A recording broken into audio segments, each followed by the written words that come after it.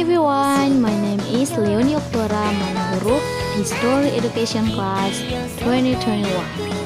Here I want to tell you a little about the book Homo Deus, which talk about the future of mankind. I hope friends like my video. Come on! Pernahkah teman-teman membaca atau mendengar buku Homo Deus? Buku Homo Deus terbit pada tahun 2016 hasil karya dari Yuval Noah Harari. Buku ini membahas tentang masa depan umat manusia. Yuval berpendapat, apa yang dilakukan manusia pada beberapa dekade atau abad ke depan tentang perbedaan bidang ilmu pengetahuan, teknologi maupun kemanusiaan. Yuval Harari berpendapat perbedaan masa sekarang atau dengan 100 tahun yang lalu.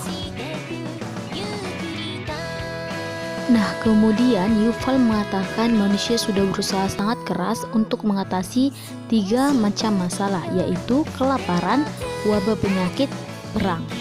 Menurutnya, 3 hal tersebut saat ini sudah relatif bisa diatasi oleh umat manusia. Tahukah teman-teman, menurut Yuval, kelaparan adalah hal yang dapat diatasi oleh umat manusia. Sepanjang sejarah, banyak yang meninggal karena makan terlalu banyak dibandingkan makan yang terlalu sedikit. Pada tahun 2010, wabah kelaparan membunuh sekitar 1.000 orang. Akan tetapi, obesitas membunuh 3.000 orang. Maka terlihat jelas banyak orang yang mati kekenyangan daripada kelaparan.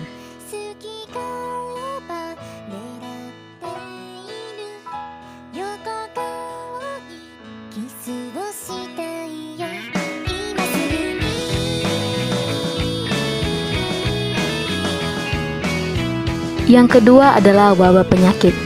Seperti wabah COVID-19 ini merupakan wabah penyakit yang mematikan umat manusia. Pada zaman dulu, orang-orang meninggal karena usia tua atau karena penyakit. Zaman sekarang, banyak orang-orang terserang virus akibat dari wabah penyakit yang sudah menyebar di seluruh dunia, termasuk pada COVID-19 saat ini.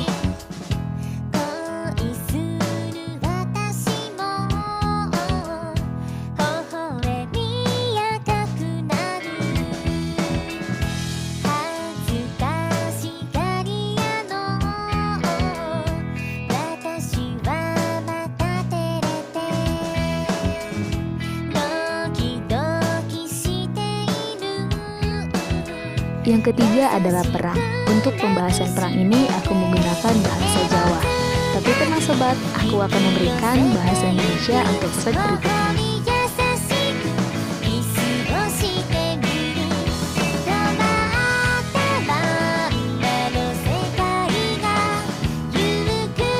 Baik sobat, ini adalah penjelasan dari bahasa Jawa tadi, yang dimana saat ini lebih banyak orang yang mati bunuh diri dibanding orang meninggal yang dibunuh oleh para teroris atau kriminal. Dan di sini dijelaskan bahwa kematian itu ada orang yang berpendapat manusia secara keseluruhan bisa menghindari kematian dan kita bisa hidup abadi mulai dari tahun 2200, dan ada juga yang berpendapat bahwa tahun 2100. Bahkan orang yang menganggap hidup bahwa tahun 2000 itu sudah ada pusat pengobatan, dan pusat pengobatan itu meregenerasi sel-sel kita yang mati agar kita lebih muda, namun hanya diperuntukkan untuk orang kaya saja.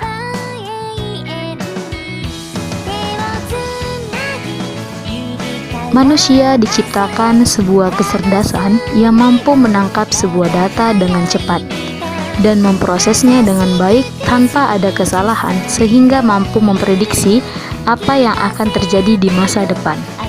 Data itu dipandang sebagai hanya langkah awal dalam rantai panjang aktivitas intelektual, sebab manusia diharuskan menyaring data sebagai informasi, kemudian informasi tersebut menjadi sebuah pengetahuan, dan pengetahuan yang diperoleh menjadi kebijaksanaan bagi umat manusia.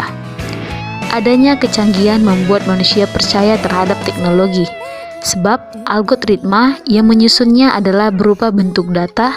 Maka Yuval Harari menyebutkan bahwa masa depan akan ada agama baru, yaitu agama data.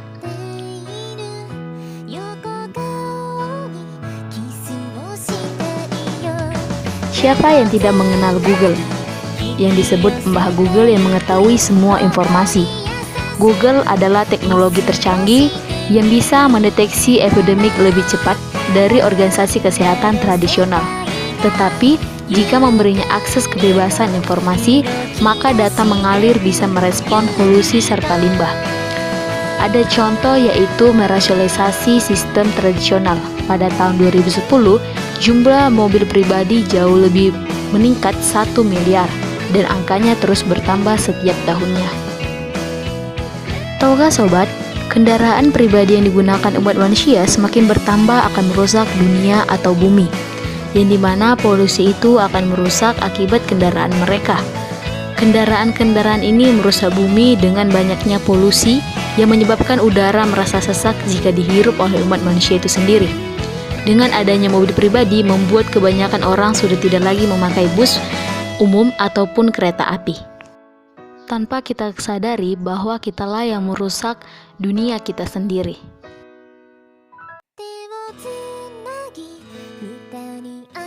Kemudian adalah sistem data global menjadi tahu segalanya dan berkuasa.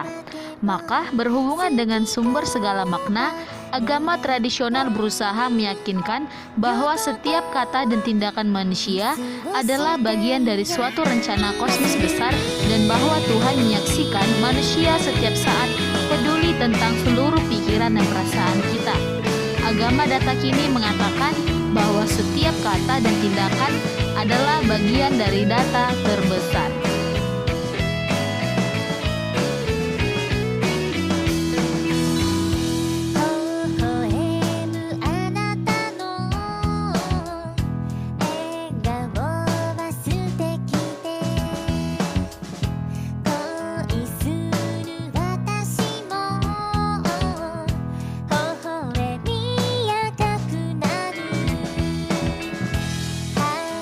From a data perspective, the entire human species can be interpreted as a single data processing system.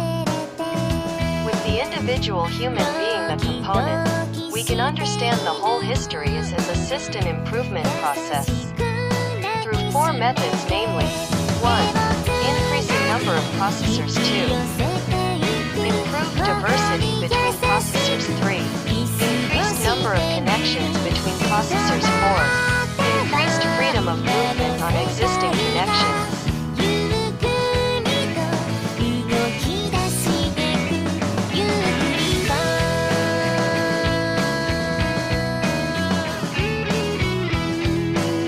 Nah, untuk pada bagian terakhir ini, teman-teman, menurut Yuval Noah Harari di bukunya, ia membedakan antara Homo Deus dengan Homo sapiens. Yang pertama itu adalah Homo Deus. Homo Deus ini cenderung mengambil semua tema besar, dan bagian pertama, Yuval Noah Harari membahas tentang bagaimana manusia itu mengambil ahli bumi dari binatang dan lingkungan. Yang kedua, Yuval Noah Harari mengatakan bagaimana manusia itu mencari arti kehidupan dan agama. Dan yang terakhir, dia membahas manusia mulai sedikit demi sedikit kehilangan kendali terhadap kecerdasan buatan. Kemudian di buku Homo Deus, menurut Yuval Noah Harari, Homo sapiens ini dalam hal ini dia membahas tentang kehidupan manusia dari awal-awal pertengahan hingga masa kini. Dan kita tahu, manusia dipaksa mengikuti perkembangan umat manusia dari awal pertengahan hingga saat ini. Seperti yang dia bahas di awal tadi, bahwa bidang pengetahuan teknologi manusia dipaksa untuk maju terus dan mengikuti setiap tahun perkembangan yang ada pada umat manusia itu sendiri. Mau tidak mau, manusia harus terbiasa dan harus membiasakan diri dalam perkembangan ilmu pengetahuan ataupun teknologi setiap tahunnya dari perkembangan global.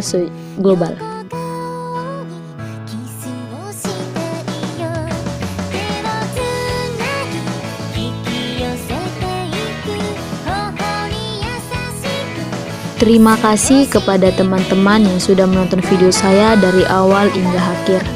Saya berharap teman-teman memahami apa isi buku dari Homo Deus setelah menonton video saya ini. Saya juga berharap teman-teman menyukai video saya tentang mereview buku Homo Deus. Besar harapan saya kepada teman-teman untuk menyukai video saya. Saya juga meminta saran serta kritik dari teman-teman dalam penyempurnaan video saya ini. Akhir kata saya ucapkan terima kasih. Saya pamit undur diri. Sampai jumpa teman-teman. See you next time. Bye-bye.